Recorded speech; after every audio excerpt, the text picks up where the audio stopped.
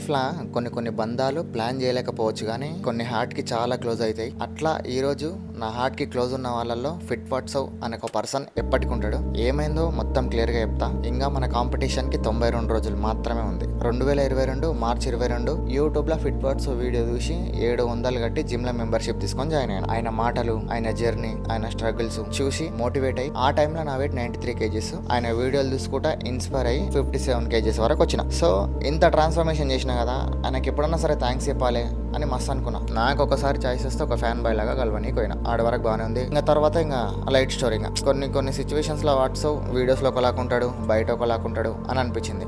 కామన్గా ఇంకా నా పని నేను చేసుకున్నా, ఏందో వీడియోలు చేసుకున్నా, అంత చేసుకున్నా బాగానే ఉంది. దాని తర్వాత నాకు 30కి అయినప్పుడు కాల్ వస్తుంది. పోయినా మాట్లాడినా, ఒక చిన్న పల్లెటూరుకు వచ్చిన బాను నువ్వు ఇంత చేసినావు, ఈరోజు నాతో పాటు నువ్వు కూడా ఒక క్రియేటర్వే, చాలా హ్యాపీగా ఉంది, నువ్వు చేస్తావు అది ఇది అని చెప్పేసి మస్తు మోటివేషన్ చేసిండు.